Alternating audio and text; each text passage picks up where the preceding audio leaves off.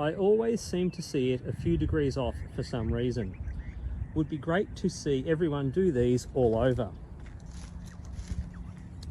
Hi, Andrew here, and today I'm free to let Flatzoid know it's his lucky day, as I'm going to do one of these sunrise observations all over. Well, for the last couple of days he has made a couple of sunrise observations, and strangely enough on one of them it appeared about 5 degrees to the right of where it was expected to be based on globe predictions, and on the next day it appeared about 8 or 9 degrees to the left, according to him, of where it should be based on the globe predictions. Now, it didn't once occur to him that perhaps the common factor was his ability to take an accurate observation.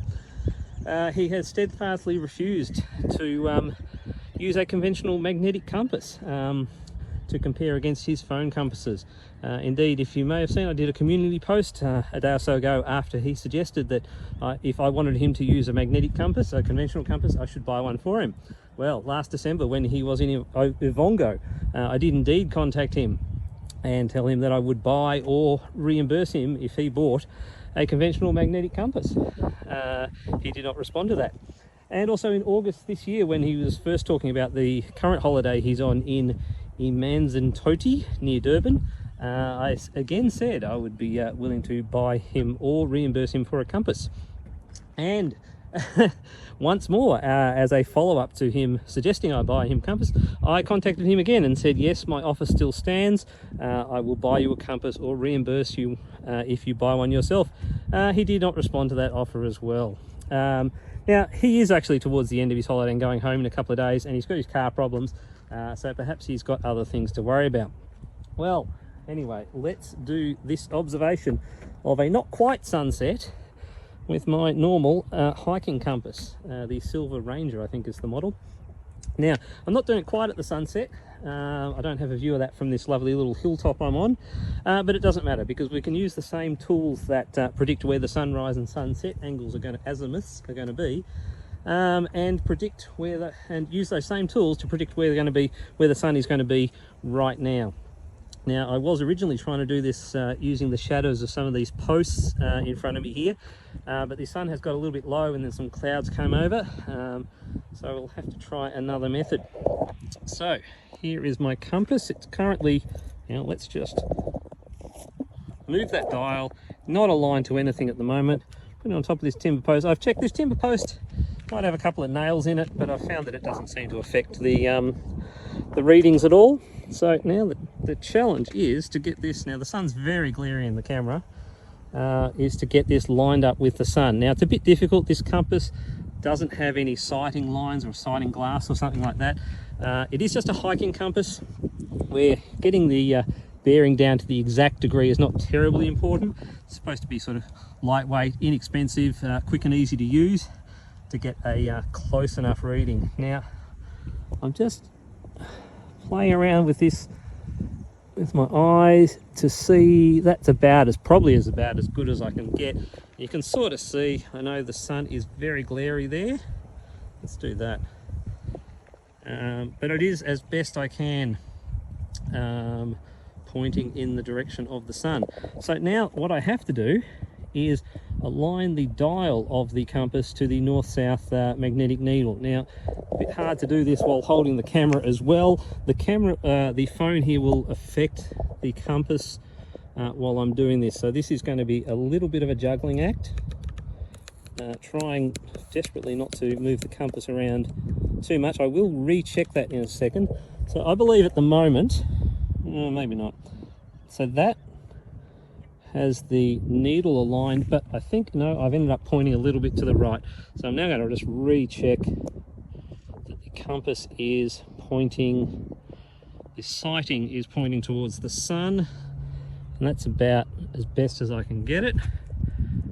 And I now will see that, yes, the needle is a couple of degrees off. So again, I'm just going to try again to do this. The camera is just pointing all sorts of ways. It doesn't really matter.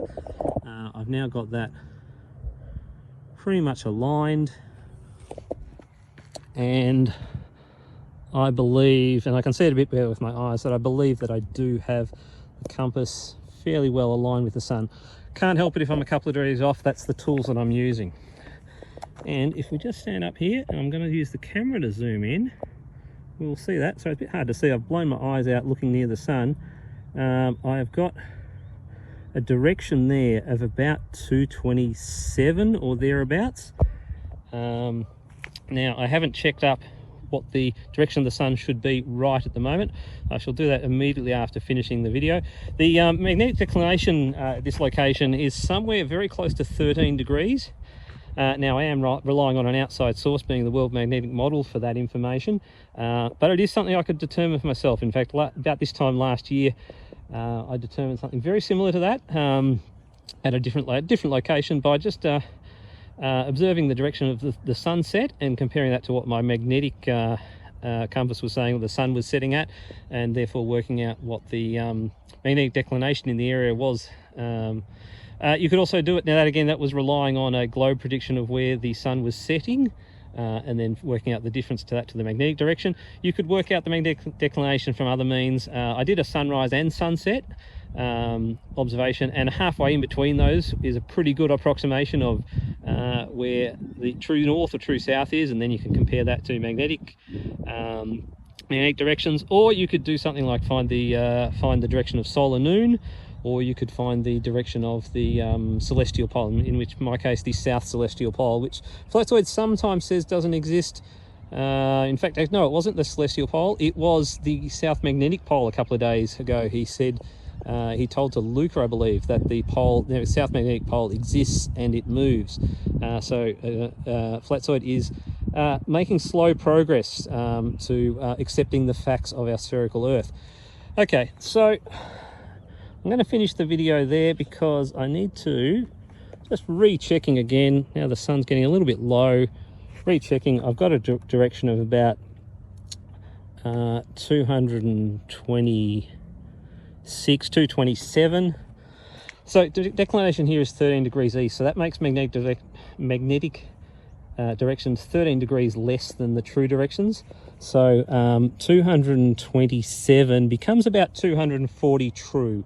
And so I will just see, I will take a screenshot in a couple of seconds of where time and date thinks the sun should be right now and present it on the video. Thanks very much. See ya. And here is the screenshot from timeanddate.com, taken immediately after I recorded that video. And as you can see, it was expected to be at 240.6 degrees, which is within a degree of what I'd observed. Which is not bad considering the type of compass I was using and the technique I was using. I did a couple of runs, test runs before recording that video, and managed to get within a couple of degrees every time, so I'm pretty happy that the technique is good enough. Now, unfortunately, I was on my own and only had one camera, so I couldn't film myself filming it all. So here's the best I can do to prove that that screenshot is actually genuine. Here is the video that I took on my phone. Started at 8:22 p.m. Went for a duration of 7 minutes 45. And indeed, here is the location of where I took it. I don't mind revealing that. And here is the screenshot from timeanddate.com taken at 8:30. Now that you know my location and time, you can go and look it up yourself and see that it matches with what I said it predicted. So there we go, globe confirmed, and Flatzoid, that's how you take an observation of the sun angle using just a basic base plate compass. See you later, Andrew out.